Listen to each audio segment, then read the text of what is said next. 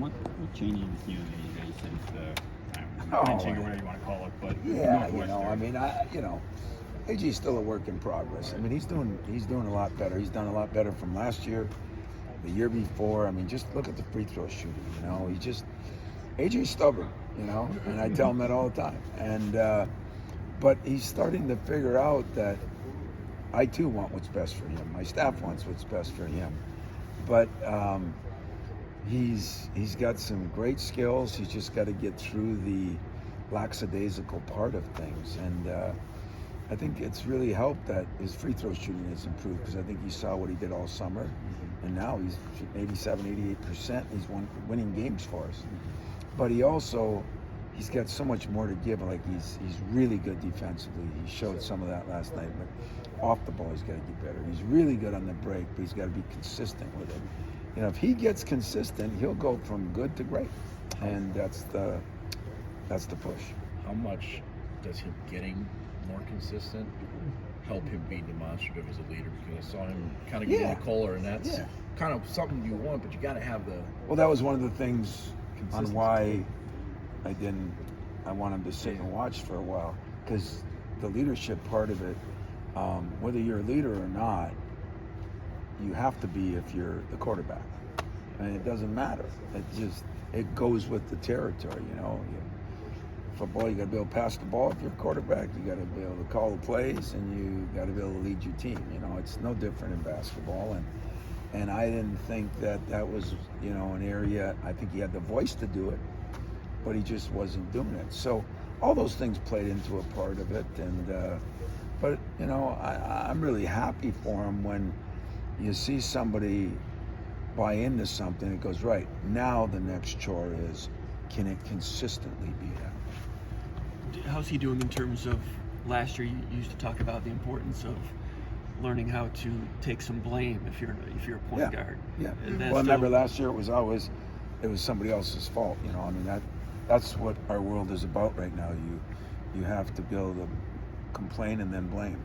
And I think he's gotten a lot better on that. You don't see that in him as much as you used to. And so my next chore is consistency on the break, consistency off the ball defensively, continue to work on taking good shots. Once in a while they're not as good, and then I want him to get into film watching, because the film doesn't lie, and that's an area that he's it's taking a little time on, and he's got to get like the Cleveses and the Valentines and those guys that just grind it and watch film every day, Tom, and those guys were really good at it, and that way they can see, and you don't have to explain to them, and you don't have to get them to believe you, because they can see it. So we watch film with them, but I mean the great ones come in and watch film on their own and know everything that's going on, because they want to get better, and that's the next step he has to take. Does he get a lift from doing that in front of friends and family? Did he get back on the flight yesterday, like feeling good about? I don't want to say this because everybody's asking questions because of one good game, right. But don't get carried away by this. I mean, he didn't reinvent the wheel. It wasn't that his mom and dad showed up there a lot of games, or a couple of friends, and all of a sudden I'm going to do everything right. I think he's learning that, to trust us a little bit too.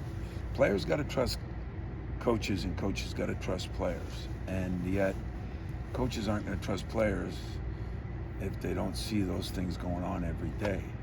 Players may never trust coaches, because it's just what you do when you're 18 to 22. You all did it, and didn't maybe trust your parents, didn't believe what they're saying, your teachers. I mean, it's just a part of life. But it's really fun when you see somebody do some of the things that you work with them on or talk to them about, and then they have success. There's no better learning lesson than that. That's the greatest equalizer of all. When you were using him as a 3 in that 4-guard lineup, or how was that? Yeah, we were all over the place, because they have such a strange. We even played. I told the writers that were there, I'm sure none of you even recognized it at the end, but we played 3 possessions of zone. Oh, you did recognize it, which is illegal here. Quick possessions, but possessions. I always get accused of not playing zone. I played zone. So Yeah, they were quick possessions, but they were good possessions. And, you know, AJ was playing all over the place. I mean, if I had Trey in there, sometimes I'll play him off. Certain plays, I want Ty at the point. So, yeah, you know, that's the one good thing about AJ. He's got a high basketball IQ. He can pick up things.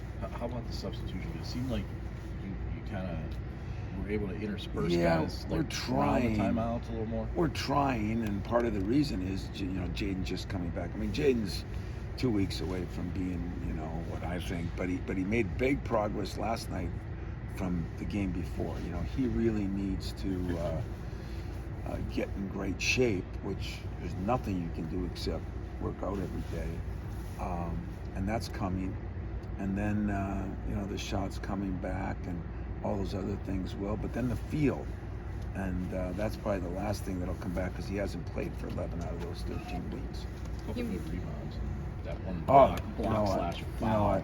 Rebound and defense, I think, is why we, you know, we lost two of our best defensive players when those two went down. I mean, and that, you know, I told you, it changed our whole, it flipped us. We went from our field goal percentage and the points we allowed and the points we got, it flipped 74 to 67, then it went to 67 points for us and 74 for our opponents. And that had a lot to do with those two guys, the excuse and reality, whatever you want to call it. But Jaden Akins can rebound. I think he got 6 or 7 rebounds in that Villanova game, you know, which was the last game he played in, even though he was only a week and a half back. So getting him back is going to help. It helped Pierre because he didn't have to play 35 minutes. He can play 25 minutes.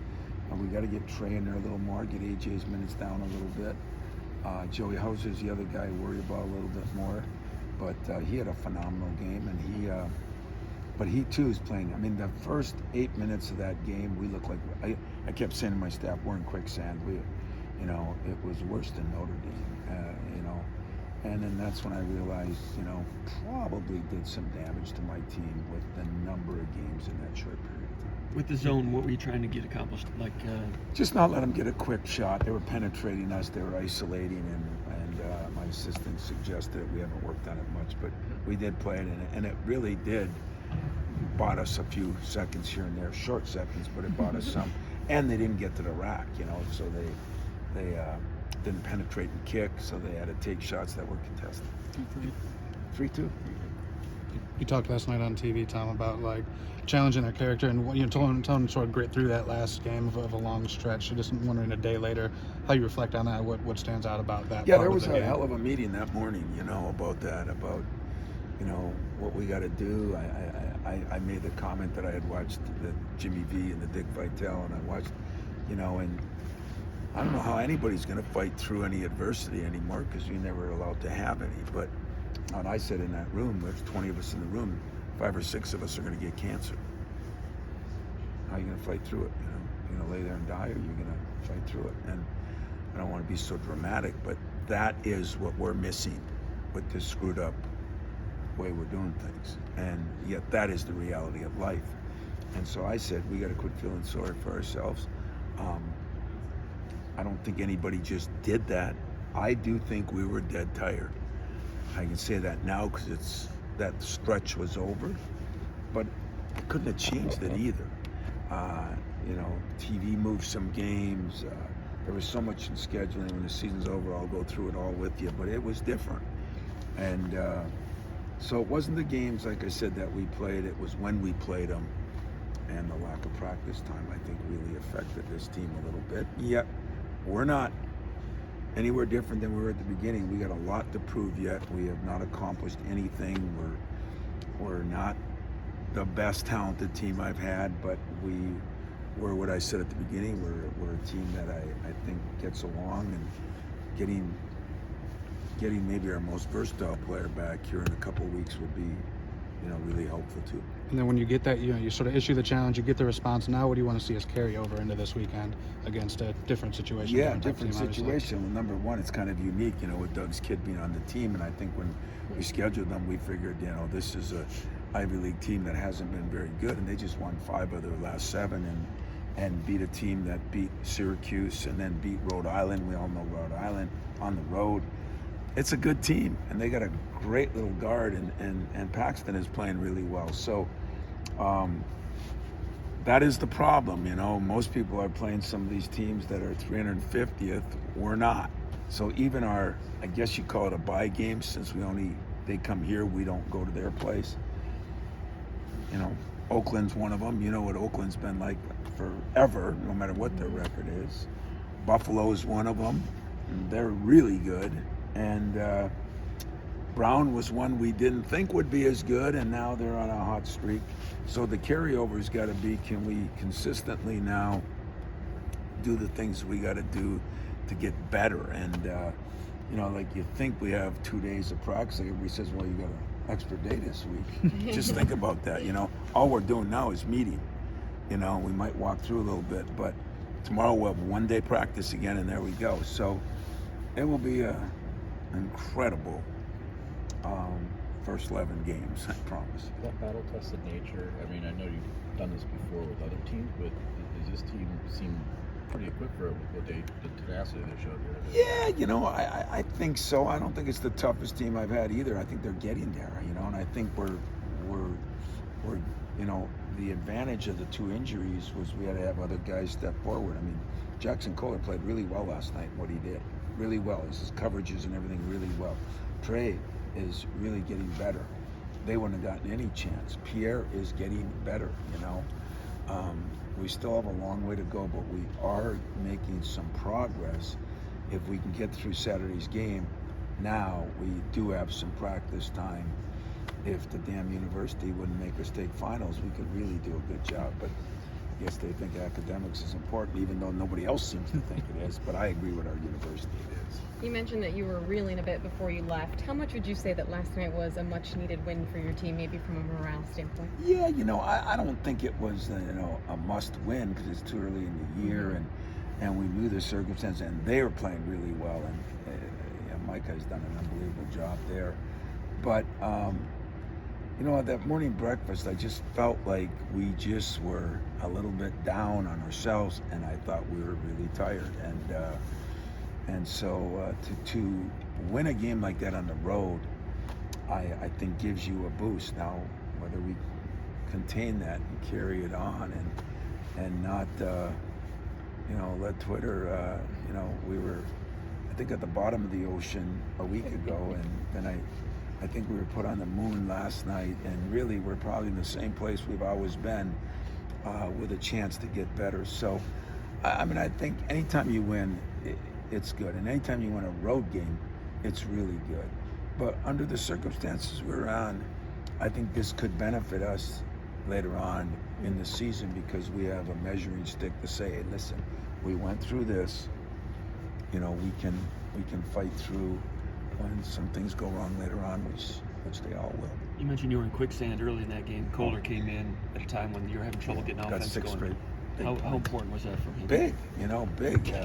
You know, Marty's the guy that I'm a little worried about right now because what we did today is we went back and looked at the Kentucky and Gonzaga and Villanova games, and then we looked at last night's game and the game before, and I mean, he can run like a deer and he's running like a turtle, you know, and I don't want to make too much more out of blaming me because I am the only one that we should blame is me, but the effect I think it had now that it's really over, because those 9 games, was more than I thought, and I do think it was not just the number of games, and the injuries didn't help, and the travel, I think it was 11,000 some miles, didn't help, but at the same time, we are going to be a little more battle tested than some, and we are going to be a little more understanding that okay, you know, we struggled before, and I mean that's kind of what we are. We're the blue collar fighting team, and I'm cool with that. In that first half, you fed the post quite a bit in that first. We did. We went in there a little bit more, and they were switching forward. We thought their weakness was inside, and he did a very good job in there. Scored some big baskets, but he can always score some baskets. Now, not always at that level, but it was the other things he did up on ball screens and the things that he hasn't been able to do real well yet. that I was impressed with Jackson. How about the perimeter defense too, especially in the second half? That Yeah. really changed things too. Yeah, well, we did a better job, and I think because we were fresher once the game got started. In other words, subbing guys, getting even AJ a little bit of a break, and the way they did it with him, they just backed him in. But we got some other guys, you know, especially Jaden brings a lot to that because his offense is going to take a little while to come yet, but defensively, he's athletic, he's got size, he's got some toughness, he brings energy. When he's on the floor, I feel better just because of his energy, you know, and so that really helped us out a lot too. And then I thought we did some decent things with our game plan and what we wanted to do against them. Played them different than some people have as far as letting Pickett go kind of one-on-one, and if we doubled it all, it was with our big guy, not any of the guards. But they missed some shots too, but so did we. So I don't know where it's at. I'm just glad we got a big win, and now if we get through Saturday, we actually get some time here with 2-3 games in 25 days. And if you can get this win and get to 7-4, whatever it would be, how gratifying would that be going into finals week and going into December and when you start working on yourself? Well, you know, like I said, when the year started, I told you in the first press conference we could be 1-7 at one point, and I didn't. I wasn't trying to be funny, and I wasn't trying to take the pressure off me. I just thought that really could happen, and so you know, if at finals we could be 7-4, it wouldn't be quite the start I said would be one of the best, but it'll be a solid start. And considering the injuries and the things we went through, it really will be a solid start. Never am I going to be satisfied unless we're 11-0. But realistically, I think what we've been through, it would be a pretty good start. Now it's hard to say that when you're Michigan State and you're talking about being 7-4, but that's the goal right now, to be 7-4. A lot of people were making a big deal about Peyton playing his dad earlier in this year in the football season. So to have the kind of same scenario for your team this year, why do you think people like those matchups so much? Because you're all crazy. I think you guys like them too, you know. I hate them. You know, like I told my team today, and it's Doug Scout, but I hate them because I played a couple of my good friends, and that's the worst. It's the worst thing you can do. I can't even imagine your son, you know. It's difficult. You know, you're pulling for him to do well and the rest of the team not to do well, you know. And that's what happens when you're in this profession. But at the same time, we didn't have to play him. You know, this was a good thing for Brown, and I think a pretty good thing for us. And once you get through it, win, lose, or draw, for Doug, for Leo, for Paxton and Denham, you know, who I think is going to come in for the game. It's one of those, you'll be talking about it until the day that Doug and Leo are done, and then the day that the two boys are done. I mean, that's just one of those things that's a memory-making moment, and somehow you got to make it a positive as long as we win. Paxton worked out here a lot this summer, right? So Yeah. the guys know him and Oh, everything. yeah. They both did. They were here all summer. They were great. They're two great kids, and you know, Denham's doing well too. But Paxton is one of the leaders on this team, and he's really having a great year right now.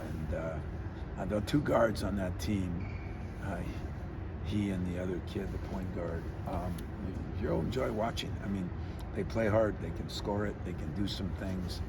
We'll have our hands full. It's really strange for Doug to do the scouting on this and to try to Yeah, shut him you down. know, I mean, it's what we do at the beginning of the year, and I said we could change that, but you know, nobody knows him better than him, and nobody knows the team better because he's followed him a little bit more. Anything else for Coach? Thank you.